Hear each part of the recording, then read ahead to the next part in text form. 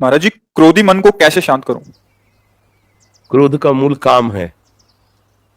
क्रोध की स्वयं की सत्ता नहीं। कामा संजायते क्रोधा, क्रोधा स्मृति विभ्रमा स्मृति भ्रंशात बुद्धिनाशो बुद्धिनाशात प्रणश्यति। पहली बात यह कि आजकल अपने लोग ऐसे आचरण करते हैं जिससे हमारी क्षमता शारीरिक और बौद्धिक दोनों नष्ट हो रही। खान पान और ब्रह्मचर्यहीनता जो दृष्टि में ही नहीं देखा जा रहा, उस पर सुधार ही नहीं किया जा सकता, क्योंकि छोटे छोटे बच्चों के पास मोबाइल है। छोटे छोटे बच्चे गंदी हरकतें करके अपने को नष्ट कर रहे हैं। अब कैसे, जब नींव ही खराब है तो हम महल की बात कैसे कर सकते हैं कि बहुत बढ़िया बिल्डिंग बन सकती है? अगर संयम से रहा जाए, गृहस्थ भी ब्याह भी हो जाए तो भी संयम से रहा जाए, खान पान पवित्र किया जाए और प्रभु का नाम जप किया जाए, तो हमारी निर्णायक गलत है। हमें क्रोध कब आता है? जब हमारे निगेटिव प्रतिकूल कोई बात होती है। बोला पॉजिटिव अनुकूल में कभी क्रोध आया है क्या? आप देखो, आ ही नहीं सकता। जब हमारे कोई विचार पॉजिटिव हो, अनुकूल, व्यवस्थित, तो फिर हमें क्रोध आएगा ही नहीं। तो जिसको हमने प्रतिकूल और निगेटिव माना है, उसका निर्णय करने वाली अगर हमारी बुद्धि ठीक हो तो हम अपने आप को बचा लेंगे और सामने वाले को भी बचा देंगे। पर वो बुद्धि इतनी अपवित्र हो गई, असमर्थ हो गई, कोई ठीक निर्णय नहीं कर पा रहे, तो फिर हमें गुस्सा आ जाते हैं, लड़ाई लड़ते हैं, या मन से उसका अनिष्ट सोचने लगते हैं। हर तरह से हमारी भी हानि है, उसकी भी हानि है। जिसने हमारे प्रति नकारात्मक चेष्टाएं की तो उसकी हानि होगी कि नहीं ये तो पता नहीं, पर अपनी हानि तुरंत होनी शुरू हो जाती है जब हम क्रोध करते हैं। हृदय जलने लगता है, विचार गंदे होने लगते हैं, भावना हमारी हमको जलाने लगती है। इसलिए ना तो उसके लिए ठीक है और ना अपने लिए ठीक है। तो इसको मिटाना ही हमारे लिए कर्तव्य है, और ये पवित्र बुद्धि विवेक के द्वारा मिटाया जा सकता है। दूसरी कोई दवा नहीं, विवेक के द्वारा। अगर विवेक हो जाए तो बात बन जाए। विवेक होने के लिए सत्संग में विवेक प्रकट होता है, पर उसको धारण करने की भी तो क्षमता होनी चाहिए। बिन सत्संग विवेक ना हुई, सत्संग से विवेक होगा, पर वो विवेक धारण तभी होगा जब बुद्धि पवित्र हो। बुद्धि पवित्र तभी होगी जब आहार पवित्र हो, संग पवित्र हो, आचरण पवित्र हो, विचार तभी हमारे पवित्र होंगे ना। अब हम कैसे बताएं? गंदे भोजन करना, मनमानी आचरण करना, गंदे दृश्य देखना, गंदा व्यवहार करना, गंदा विचार रखना, अब कैसे सुधारो, कैसे सुधारो? क्योंकि न्यू गड़बड़ हो रही। अपने जितनी भी नई पीढ़ी है वो गंदे नशों में जा रही है, गंदे आचरणों में जा रही है, गंदे व्यवहारों में जा रही है। वो ब्रह्मचर्य को कुछ समझ ही नहीं रहे हैं, उसको खिलवाड़ समझ रहे हैं, मनोरंजन समझ रहे हैं। क्षमता अध्यात्म की तब आवे ना जब थोड़ा संयम होना।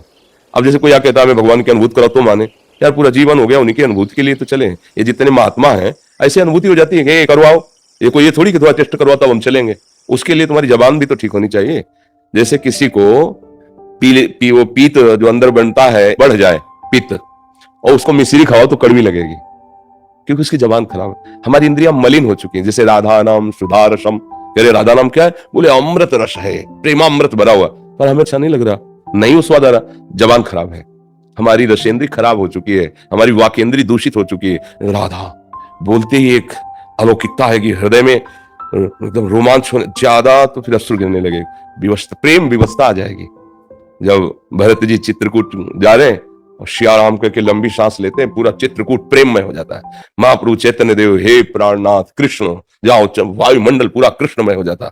नाम का देखो वो प्रभाव, और एक नाम का कि हमें बिल्कुल अच्छा नहीं लगता, हमारा हृदय द्रवित नहीं होता। तो नाम तो वही है, पर हमारा हृदय बहुत मलिन हो चुका है, इसको ठीक करना होगा। तो थोड़ा ब्रह्मचर्य पर ध्यान दो, आहार शुद्ध रखो, गंदे लोगों का संग न करो और नाम जप करो, तो आपकी बुद्धि में विवेक आने लगेगा, क्षमता आने लगेगी उसको काटने की। काट दिया तो बात बन जाएगी।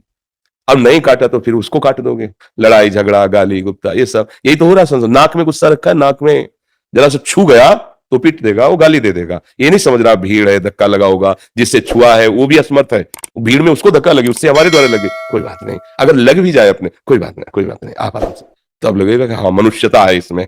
तो अपने को आगे बढ़ना है तो आहार ठीक करो, कोई ऐसे गंदे पदार्थ नशे वाले मत लो। अब जैसे शराब पी ले, फिर सोचे क्रोध ना आवे, शराब पी लेने पर हम इतना बढ़ जाता है, अब अहंकार बढ़ चुका है, तो सारे दोस्त उसमें बैठे हुए हैं, अब आप जरा से छेड़ दोगे तो फिर लड़ाई झगड़ा शुरू। तो अब वो बुद्धि जिसने शराब पी है, क्या कभी वो ठीक निर्णय कर पाएगी ना पीने पर भी? क्योंकि मलिन तो हो गई ना। अब जो मांस खाई हुई हिंसक वृत्ति प्रकट करने वाला भोजन है, भले आपने हिंसा नहीं की, लेकिन उसकी हिंसा हुई है, उसमें आप सहयोगी हैं क्योंकि आप खा रहे हैं, तो आपकी बुद्धि क्या करेगी? हिंसक बनेगी, उसमें क्रूरता आएगी, निर्दयता आएगी। आप गंदे आचरण कर रहे हैं, व्यभिचार आदि दोष, आपकी बुद्धि एकदम घृणित मलिन हो जाएगी। अब उस बुद्धि में विवेक उत्पन्न हो, निर्णय करने लायक बने, तो बड़ा असंभव सा दिखाई देता है आज के वायुमंडल में, वातावरण में। पर आप अहोभाग्य है, धन्य भाग्य है आपका कि आप इस अवस्था में भी अपनी बुद्धि को क्रोध रहित करना चाहते हैं। तो नाम जप करो, अच्छा आहार करो, और जब कभी कोई क्रोध दिलाने वाली बात आवे तो निश्चित समझो आपके किसी पाप का नाश करने के लिए वो भगवान लीला रचे, चुपचाप बचा के निकल जाओ, अपने को भी और सामने वाले को भी।